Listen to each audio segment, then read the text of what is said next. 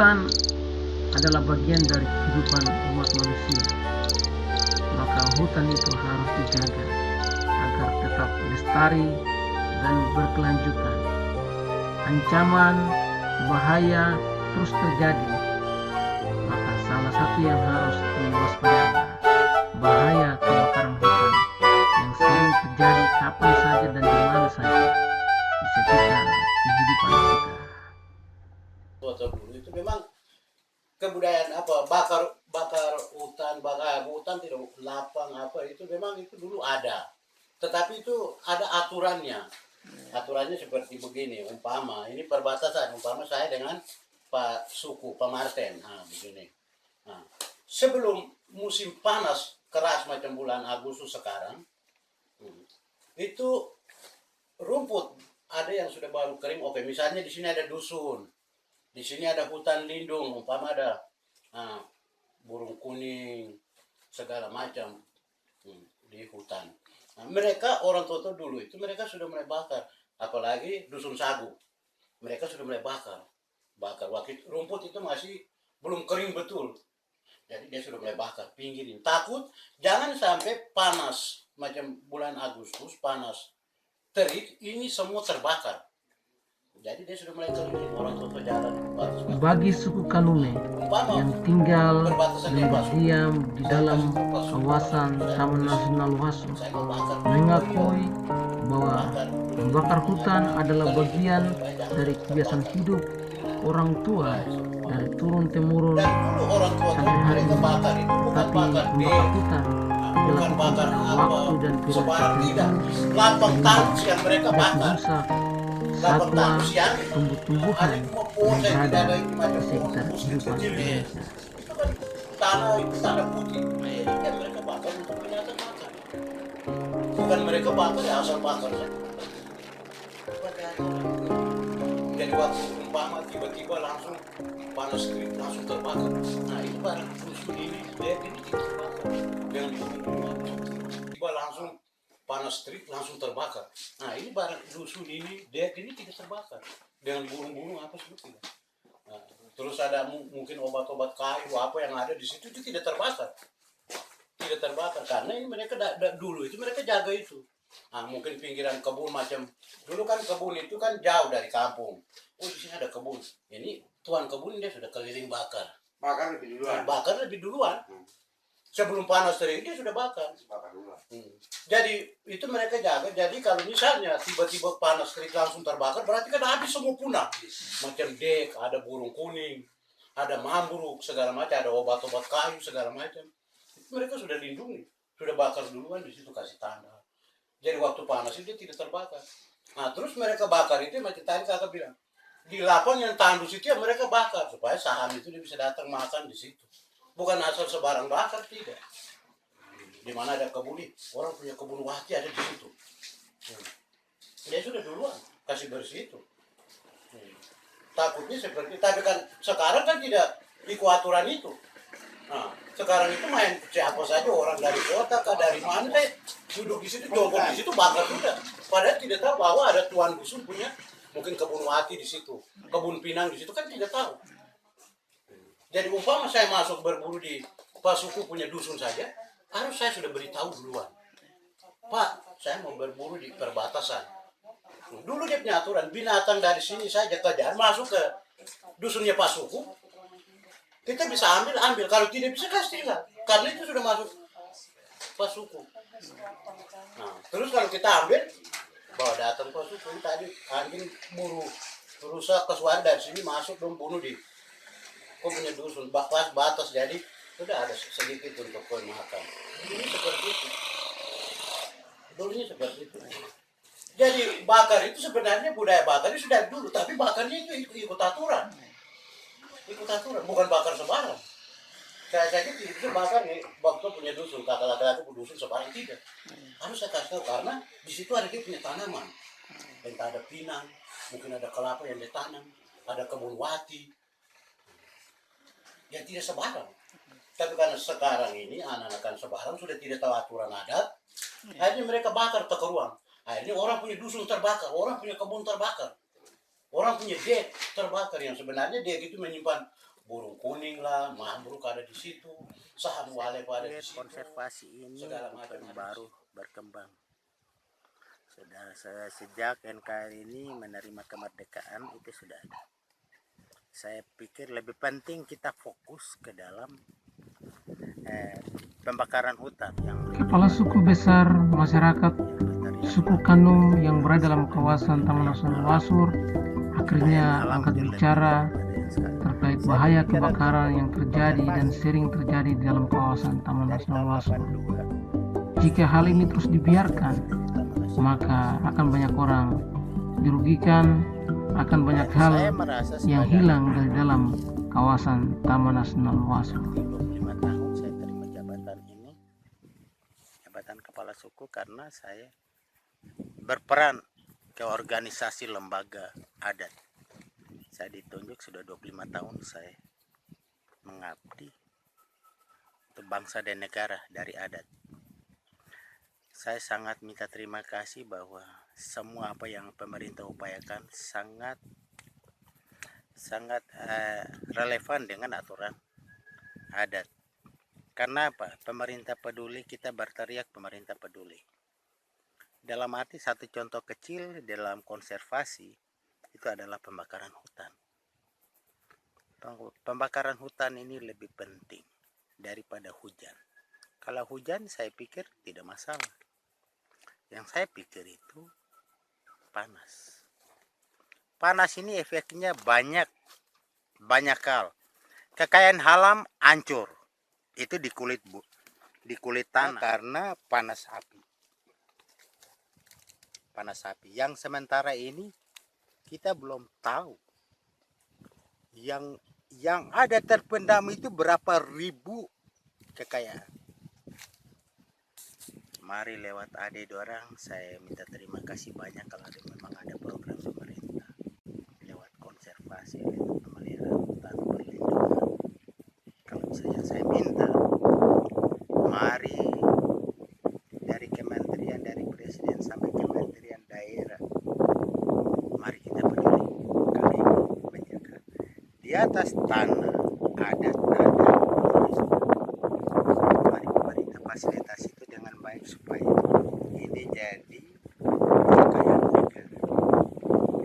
Yang paling penting buat saya, konservasi itu paling penting. Yang terbang, ini rumput yang kita bicara, yang terbang seperti unggas, ini perlu ada perlindungan. Kenapa? Yang kita punya tidak ada, tapi dia akan datang karena dia rasa nyaman di sini. Kalau dia rasa cocok, dia akan hidup. Ini kekayaan negara, menambah devisa. Itu yang mungkin saya perlu sekarang sedikit. Tentang taman hutan, manusia juga terpelihara hutan.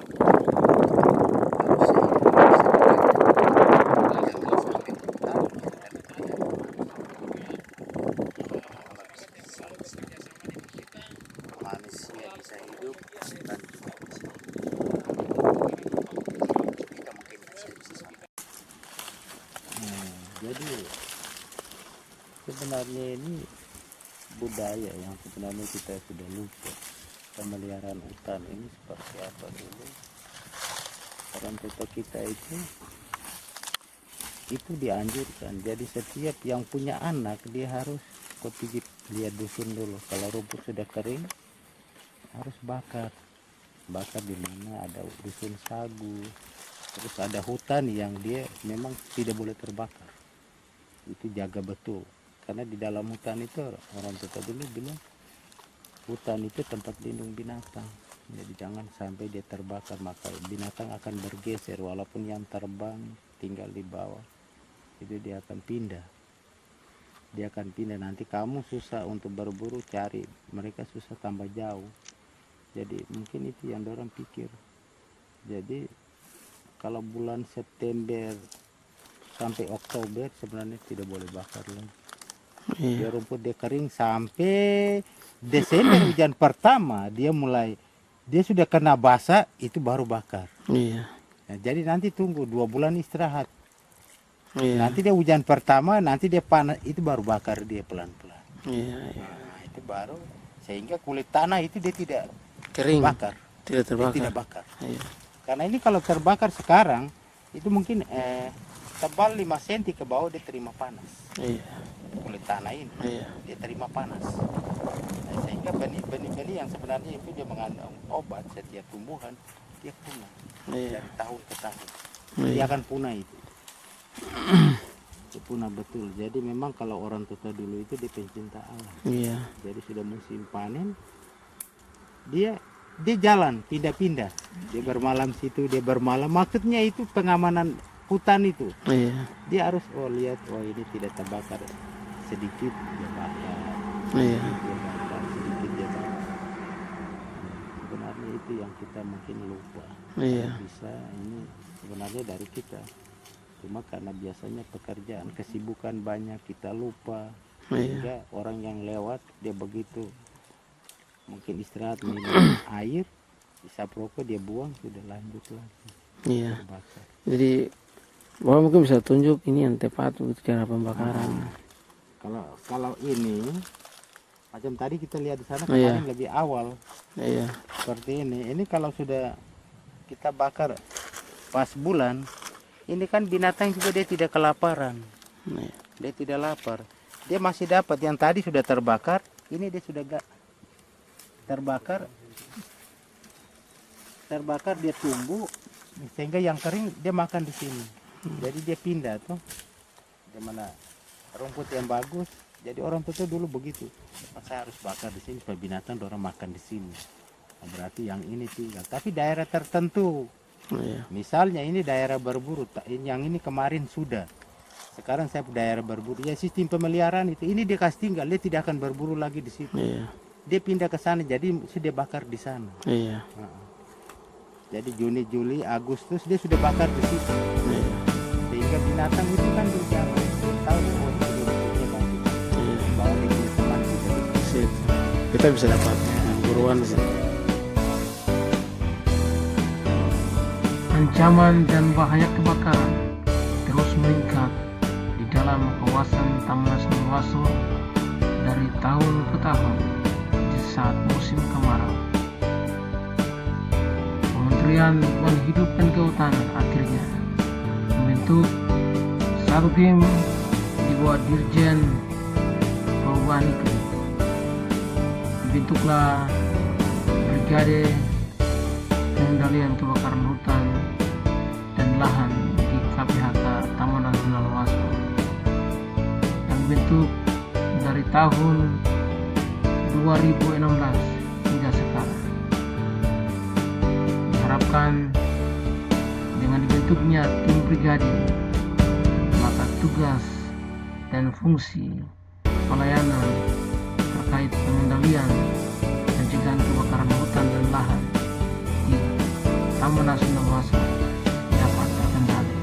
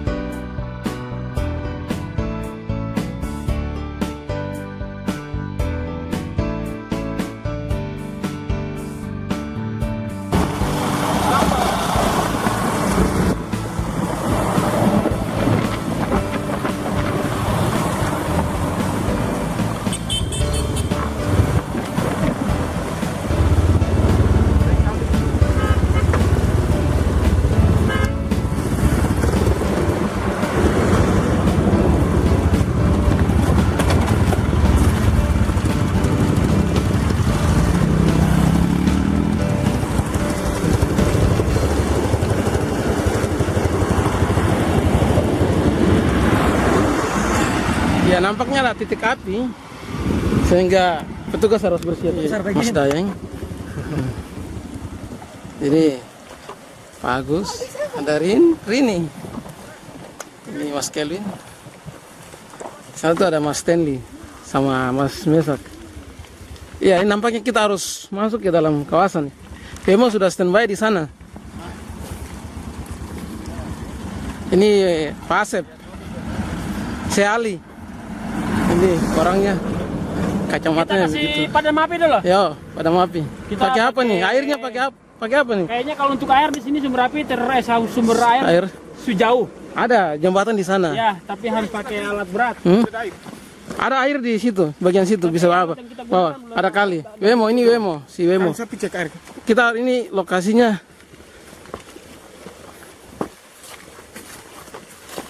Ya, petugas Damkar HUT sementara memantau titik api. Mau lihat, Tem? Parkir di sini, pinggir jalan. Boleh.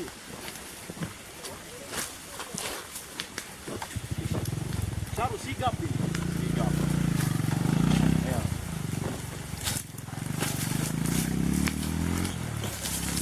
Ya, dengan peralatan yang terbatas sehingga petugas harus menggunakan fasilitas yang ada di sekitar wilayah kebakaran, yaitu dengan memotong daun-daun yang muda. Ya, seperti ini. Ya.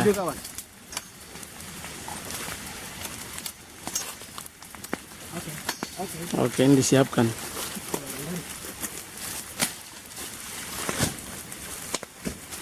Oke, ini proses pemadaman yang dilakukan.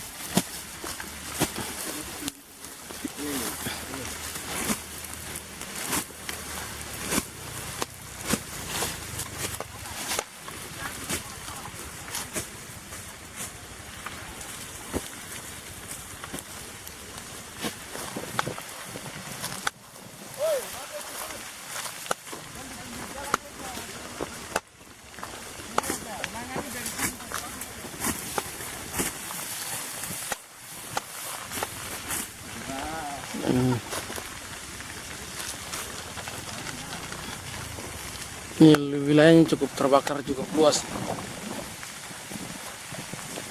Bayangkan saja, luar biasa kebakaran. Ini ada masyarakat yang gising-gising sengaja membakar kawasan. Ya.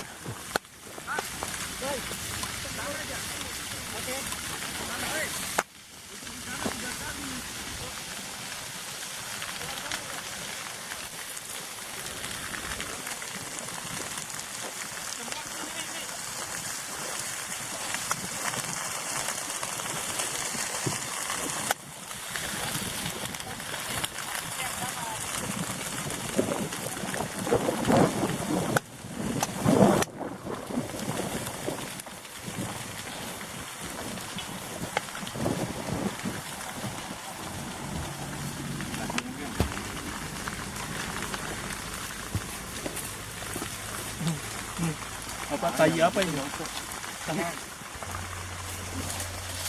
Pasca kebakaran hutan itu terjadi, petugas pun melakukan pemantauan setiap titik-titik kebakaran guna memastikan kondisi api apakah masih terus mengancam kawasan atau berada pada posisi aman, sehingga petugas dapat mengambil langkah selanjutnya.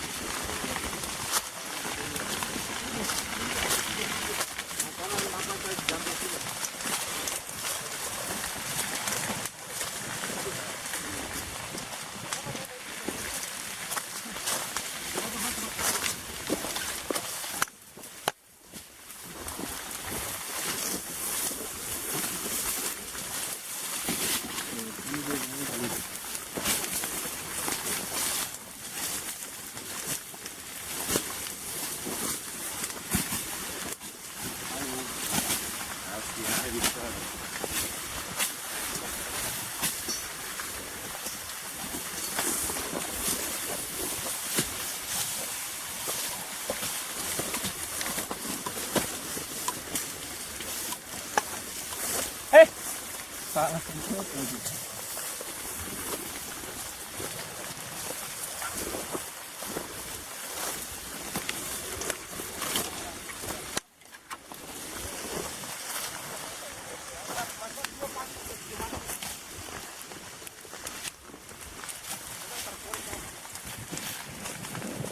Wilayah kebakarannya cukup luas.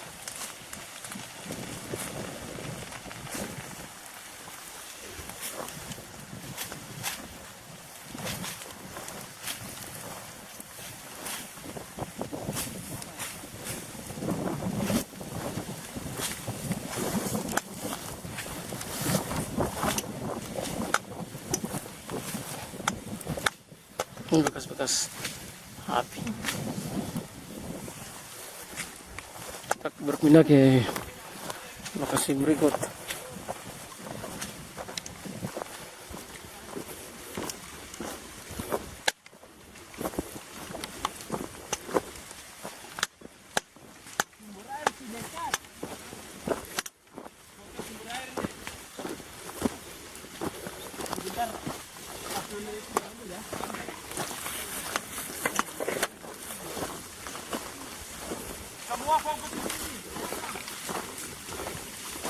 Ya, ini sumber air, kebetulan sumber airnya dekat dengan wilayah kebakaran.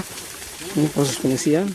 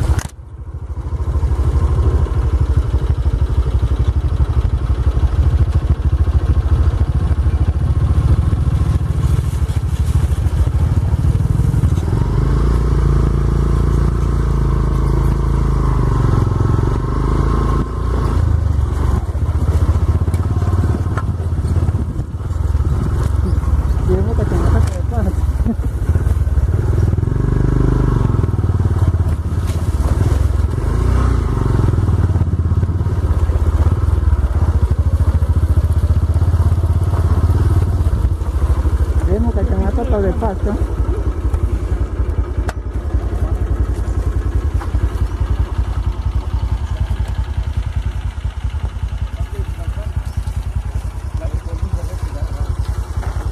Kalau sana bisa dari pintu. Dari pintu aja. Ya, jadi kami tim Dam Karhut KPH Balai Taman Nasional Wasur tadi sudah mengecek bekas kebakaran yang kemarin. di mana jenis kebakaran adalah jenis kebakaran permukaan. Yang terbakar adalah lantai hutan yang didominasi oleh semak belukar. Sedangkan jenis kayu yang terbakar adalah jenis kayu bus. Bisa kita lihat adalah yang terbakar hanya kulit-kulitnya saja, hanya kulit. Dan ini anti api karena terbakar yang terbakar hanya bagian kulit saja, dan dia akan tetap tumbuh selama tidak ditebang, dia akan tetap tumbuh dan hampir mendominasi di seluruh kawasan Taman Nasional Wasur. Jadi kebakaran yang terjadi di kawasan ini pada prinsipnya sih tidak begitu mengkhawatirkan sebenarnya terhadap ekosistem kawasan, karena di satu sisi kawasan ini butuh api juga, karena sebagian besar untuk membantu pertumbuhan rumput muda untuk pakan hewan yang ada di sekitaran sini. Itu sebenarnya yang dilakukan oleh masyarakat di dalam kawasan, masyarakat tradisional. Sehingga kami hanya dari kemarin sampai dengan saat ini hanya dapat melakukan pemantauan, dan titik api atau padamnya api itu berada pada posisi mendekati rawa, di mana tumbuhan yang ada di sekitaran sini masih hijau, sehingga api hanya sampai batas di ujung-ujung rawa.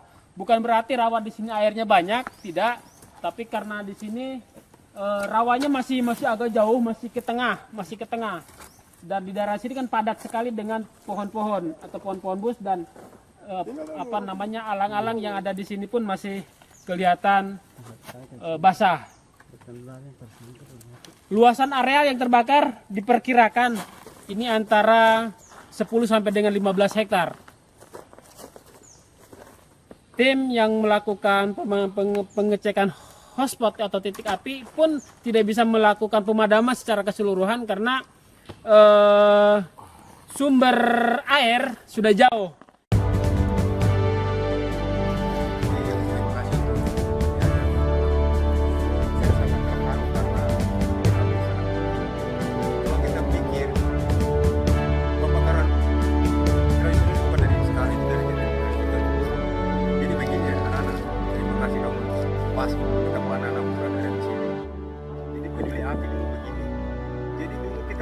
Hutan yang namanya hutan yang super kelas 1 itu dijaga baik-baik. Karena apa? Aset untuk kebun itu tanah-tanah super itu tidak boleh dimain-main. Jadi orang tua kalau dia mau mencegah itu, dia sebelum bulan Juni Juli dia sudah jalan bakar-bakar di hutan toh ada dusun sagu. Dia mencegah kebakar. Mereka tahu bahwa bulan September, Oktober, November berarti itu panas kemarau yang tidak bisa diatasi. Jadi mereka jalan mereka mulai patroli itu cara untuk padam. Ada kayu terbakar, mereka tebang baru di atas itu tebang lalu mereka padam. Dulu kan tidak ada air, jadi mereka padam dulu gali sumur ini, kolam ini baru tutup dia. Nanti setelah bulan Juni Juli itu mereka pergi lagi karena ada kebakaran 2 kali. Itu orang bilang kebakaran susulan itu. November. Maksudnya kebakaran susulan ini begini, daun toh. Jadi kalau daun dengan itu yang rumput ada sisa ini, berarti susulannya karena bulan-bulan Oktober itu ada dia angin. Jadi anak-anak itu dia lari di atas itu susulan itu bahaya juga untuk kebakaran. Itu lebih rawan lagi. Karena dia terbang. Jadi dari daun ke daun dia over, akhirnya terbakar lagi. Itu kalau kita punya kalender itu kebakaran susulan itu. Itu juga bahaya untuk kita semua. Jadi kebun-kebun kita mulai ikuti dari generasi TTT dulu sampai kita ini, kita sudah tidak jaga lagi, tidak kontrol lagi karena pengaruh-pengaruh dari modern sekarang tuh mulai tinggalkan itu. Dusun akhirnya tidak kontrol macam dusun-dusun di hutan sana, dusun sagu, dusun kelapa dan kebun-kebun itu akhirnya mulai terbakar. Tidak kontrol itu. Jadi waktu itu kita malas tahu, kita mulai bersihkan sagu. Dari modern ke modern akhirnya lupa semua. Anak-anak sekarang modern lagi, mereka semua pegang ini kendaraan roda 4, roda 2 ini. Lebih modern lagi, jadi malas tahu, sagu sudah terbakar. Sekarang kita mau kembali ke dulu toh. Tidak bisa, tapi kita masih seperti kita ke peduli hutan. Kita kasih ingat anak-anak kita menjaga alam. Karena alam ini, saya bilang ini alam ini kalau kita lihat kembali ke pencipta ya. langit dan bumi ini siapa yang menciptakan? Mari kita jaga kita alam ini. Kita jaga alam. Karena Tuhan dia bilang begini, kau boleh jaga alam ini tapi jangan kau merusak. Boleh kau berbuat ini, kau jaga baik-baik, karena kau punya masa generasi dari turun temurun itu, nanti kau jaga itu. Tapi kalau kau enak-enak merusak, nanti apa yang kau lihat di situ? Kita kasih ingat biasa selalu itu. Jadi terima kasih sekarang pemerintah dari pusat, dari Pak Presiden kepedulian apa di Papua Selatan di Merauke ini. Mungkin saya terima kasih banyak, karena saya ini termasuk orang bilang itu apa lingkungan hidup ini di alam itu, termasuk saya jaga alam, saya jaga kasih ingat tangan aku, jangan merusak hutan, karena kita pakai seperti yang sekarang di Merauke cuma pohon kayu putih nih. Hasil minyak kayu putih sekarang sudah banyak, sudah ratusan Tersebar liter. sampai Jakarta. Cuma kita kendalanya kita punya hasil ini kurang ini pasarannya ini. Jadi di macam di yayasan situ kurang menampung, jadi depo Lebih canggih, lebih industri canggih kecil. industri kecil. Tapi kalau kita menampung setiap bulan itu sampai sudah pernah 300 meter. 300 liter Tapi mereka di Tiap situ bulan. tidak mampu untuk Tidak mampu. menanggulangi itu. untuk transfer. Modalnya sedikit. Tapi Jadi kita masih berusaha untuk kita aset ini Karena kehidupan tetap, karena sudah keluar ke luar negeri minyak kayu putih. Kedua, macam ikan-ikan asing itu dendeng apa. Karena begini juga, kali juga kita jaga. Kalau hutan terbakar itu ikan itu dia bisa cium bau itu. Lain tuh bau asap. Itu ada. Dia cepat Ah, pulang. binatang pun dia cium begini, ini Air dia masih tidak jalan, sesuai dia dengan dia pulang. begini. Ikan ini dia bisa pindah-pindah. Dia bisa pindah-pindah itu anak. Bisa pindah-pindah. Akhirnya kita lihat begini, tidak ada ikan karena kebakaran hutan itu. Terus ikan satu itu kalau pohon terbakar dia pelindung kan cuma pohon kayu itu dengan sombar dan menjaga juga air itu. Karena kita di kali di mana kita kolam-kolam itu sebenarnya untuk minum air. Tapi kalau pohon ini terbakar, air itu tidak akan tinggal tidak tetap. akan aman. Dia akan kering. Dia akan kering itu. Jadi itu yang kita sering kasih tahu anak-anak itu, kita Iya, jaga boleh alam. terbakar. Artinya kita bilang kita ramah lingkungan, kita cinta kita bahwa alam ini ke depan. Kalau kita malas tahu ya sudah. Kalau kita tidak apa-apa, tapi kalau masa depan kamu ada. Baik kalau kamu bisa sekolah bagus, tidak apa-apa. Tapi kalau tinggal seperti kita orang tua-tua, percuma. Iya kan begitu. Jadi terima kasih untuk anak-anak. Jadi saya harap ke depan nanti ini kita harus kembangkan dia. Kita harus sambung dia sampai kita harus jaga khususnya Taman Nasional ini kebakaran.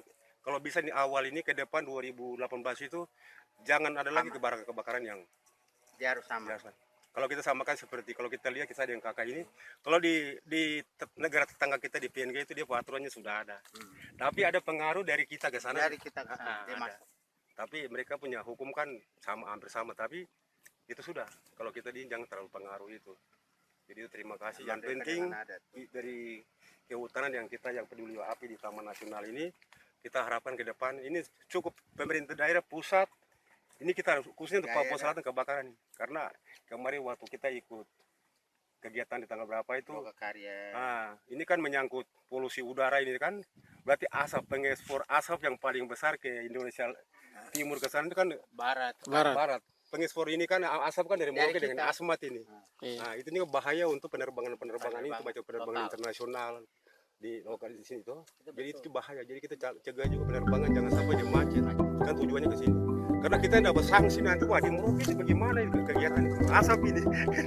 kan mereka lihat dengan alat satelit. Begitu pentingnya hutan bagi kehidupan manusia. Maka sudah sepatutnya hutan itu harus dijaga, dilestarikan, supaya kelak nanti anak cucu kita dapat menikmatinya. Dan hutan itu adalah sebuah anugerah dari Tuhan yang Tuhan titipkan bagi setiap orang. Maka setiap orang itu harus menjaganya. Dan lebih khusus adalah setiap orang yang tinggal di atas tanah Papua ini. Mereka harus menjaga, melindunginya sebagai sebuah anugerah yang diberikan oleh Tuhan kepada kita. Sayonara.